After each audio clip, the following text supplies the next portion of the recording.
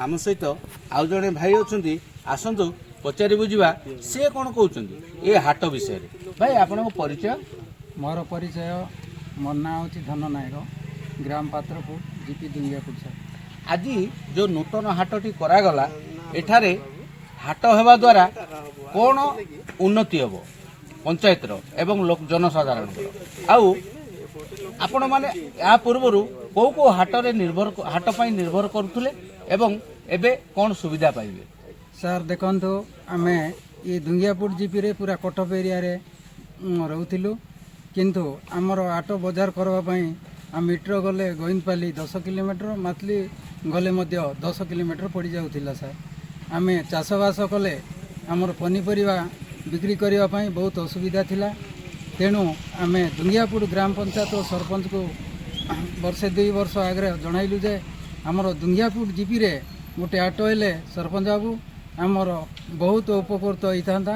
आमर लोक खाउड़ी बोई बोई बहुत असुविधा सामान पत्र आमर कुई बिली जाऊँगी इे सियाड़े नष्ट हो जाऊँगी एणु आमको जदि आम पाखे गोटे हाट थिले आम पनीपरिया बिक्री करी किछि आम भल होता बोलिकी आम सरपंच बाबू कहू सरकार को निर्देश कर्मे दयाकोरी आमर ये रविवार हाट गोटे आज प्रथम उद्घाटन होती आमर जनसाधारण ये हाटटा बहुत उपकृत होती सर।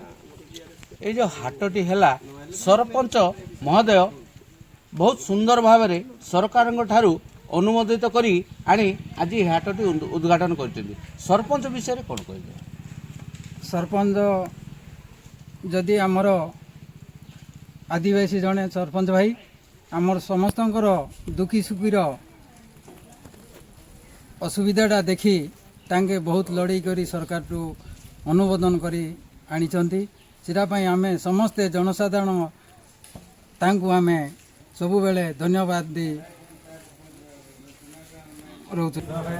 देखि पारुथुबे जणे व्यवसायी कि भलिया नूतन हाटरे व्यवसाय करिया पे आछिछन्ती आउ निजर कष्ट उपार्जित पनीपरिया बिक्री करी कि भलिया लाभवान हेबा पई नूतन हाटरे पहुंचती आसतु पचारि बुझा सी कौन कहते भाई आज जो नूतन हाटटी है आपण मैंने केते खुशी अच्छा।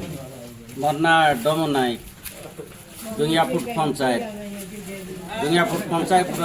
दुंगियापुर मोर गाँ आम मातली आटटा गले 4-5 किलोमीटर 10-8 किलोमीटर हे ये गोविंदपाली गले गोटे 7 किलोमीटर हे जाऊ आम गोटे विचार कलु विचार करी पंचायत के गोटे लेखबा गाड़ी घोड़ा बुआ बुई कर पैसाटा खर्च हो गलानी बोली पंचायत को लेखलु पंचायत गोटे अनुमति देला जे ना आट करवा खोले हे कि नहीं सरपंच बाबू कहला सरपंच बाबू कहला जे नाई मुई एक्शन प्लान रे पकाइबी बोली कहले कहीकरी सरकार अनुमति देला ताको एक्शन प्लान रे आमको देला दुंगियापुर पंचायत रे हाट होकर आज्ञा बहुत सुविधा है।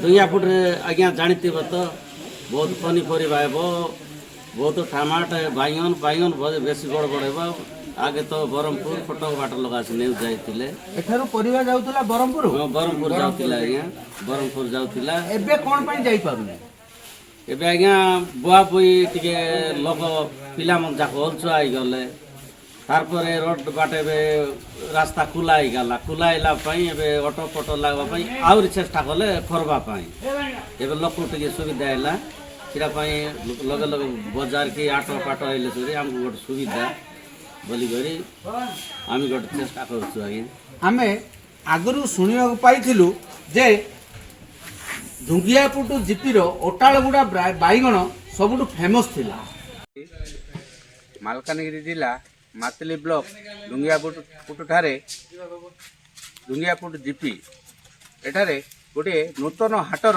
उद्घाटन करचंदी सरपंच महाशय। सरपंच हेब तो एमिति जे लोकंकर दुख सुख एवं लोकंकर उन्नति केमती हेब सबु बेले चिंतार रहिले सी होउचंदी आउ किए नुह आम लोकप्रिय जनप्रतिनिधि मधुसूदन नायक। आसतु तांको पचारि बुझा ए हाटटी जो कले तांकर कौन बाधा विघ्न ଏବଂ କौन समस्या नहीं सी आज हाटटी करछन्ती एवं हाटटीर कौन लोकंकर उन्नति हेबो तांकु पचारि बुझिबा। भाई आपण भाई आज जो हाटटी उद्घाटन करछन्ती कौन आपण चिंता कले जे हाटटी उद्घाटन करिकरी आपणकर कौन उन्नति हेबो? धन्यवाद। आम ओडिशा न्यूज बंधु को मोर स्वागत। ये आमे ए होची धुंगियापुट पंचायत माथिली ब्लॉक रो कुड़ियागोटी पंचायत धुंगियापुट पंचायत एक कृषि प्रधान पंचायत। तेणुकरी ये सब चाष काम पर निर्भर कर चलती। तो देखागला जे आम धुंगियापुट पंचायत केते गुड़िक गाँ अच्छी सब बेले चाष कम कर बचा गोटे पंथा अवलम्बन कर। तेणुक आम पंचायतवासी निष्पत्ति कले कि आमको हाटटा हवा दरकार। तेणुक आम सरकार को जनइलु आ सरकार आमको हाट गृहटा अनुमोदन करके जोगेले।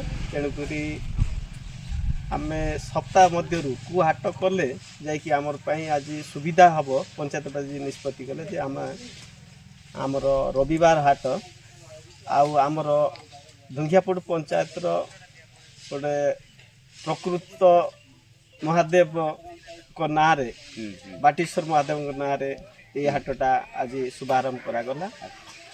ये शुभारंभ कार्यक्रम रे अतिरिक्त ब्लॉक उन्नयन अधिकारी उपस्थित थिले। आमर पंचायतवासी समस्त गाँव 5 गोटी राजस्व ग्राम मुख्य नायक पूजारी आमर 12 गोटी वार्ड मेंबर